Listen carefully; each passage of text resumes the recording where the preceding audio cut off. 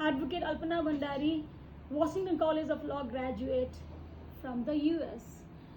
अगर आप Indian asylum Sikar हो और passport holder, travel document holder हो और यूएस में रहते हो या फिर कनाडा में रहते हो या कहीं पे भी यूरोपियन कंट्रीज़ में रहते हो और असाइलम सीकर हो और आपने शादी भी कर लिया, कोर्ट मैरिज भी कर लिया और अपनी स्पाउस को यूएस में ले जाना चाहते हो या फिर कनाडा में ले जाना चाहते हो या फिर यूरोप में ले जाना चाहते हो, तो आपको ना 5 चीज़ों का बहुत ध्यान रखना चाहिए।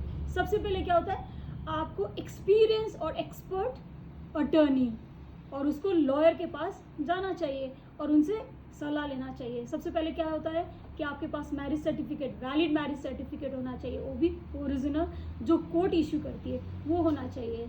और उसी तरह आपके पास क्या होना चाहिए, आपके पास वैलिड पासपोर्ट होना चाहिए और उसके बाद आप जब से आए हो तब से वाला रेसिडेंसी पेपर होता है जो आप टेम्पररी रिसाइड करते हो, 3 महीने का, 6 महीने का या फिर 1 साल का होना चाहिए। ये सब डॉक्यूमेंट्स आपको क्या करते हो, आप अपने लॉयर को दिखाते हो और जब लॉयर मांगती है ये देना चाहिए। और जो आपने शादी किया होता है ना, उनके पिक्चर्स वगैरह कोर्ट के सामने पिक्चर्स होते हैं और जो आपने वहाँ पे रहते वक्त आपके पास रिसिप्ट्स वगैरह होता है जो डॉक्यूमेंट करके रखा होता है, वो सारी चीज़ें क्या करना होता है कि आपको लॉयर को देना होता है। जब ये लॉयर ये सब चीज़ें देखती है, वो क्या करेगी, आपको एडिशनल डॉक्यूमेंट्स आपको कुछ चाहिए तो वो मांगेगी।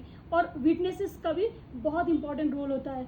आपका विटनेसेस आपके फैमिली मेम्बर्स से होने चाहिए और इमीडिएट फैमिली में, अगर फैमिली मेम्बर्स नहीं हुए तो इमीडिएट फैमिली मेम्बर्स होना चाहिए जो 18 ईयर्स से अबव होना चाहिए। And you should be very careful, क्योंकि बहुत से लोग आपको क्या करेंगे कि ऑफर करेंगे ये services, but then you have to recognise whether the service that you are getting is authentic और नॉट, ताकि आपको फाइलिंग के समय में प्रॉब्लम ना आए स्पाउस फाइलिंग के लिए।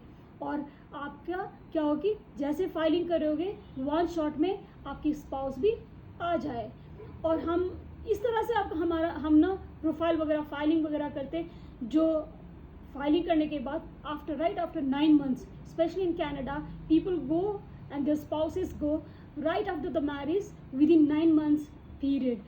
So you have to be very careful and then get in touch with a lawyer who has years of experience and have been involved very much and deeply with the clients. So आपको बहुत ध्यान देना चाहिए कि आप जरूर authentic lawyer के पास जाए और डॉक्यूमेंटेशन बहुत स्ट्रांग हुए और जो भी आपका ना पेपर वर्क होता है वो कंसिस्टेंट होना चाहिए। जब आपने फाइल किया कोर्ट में जो आप सबमिशन करते हो, इमिग्रेशन में भी आपको वही सबमिशन करना चाहिए ताकि आपका रिजेक्शन से आप बच पाओ।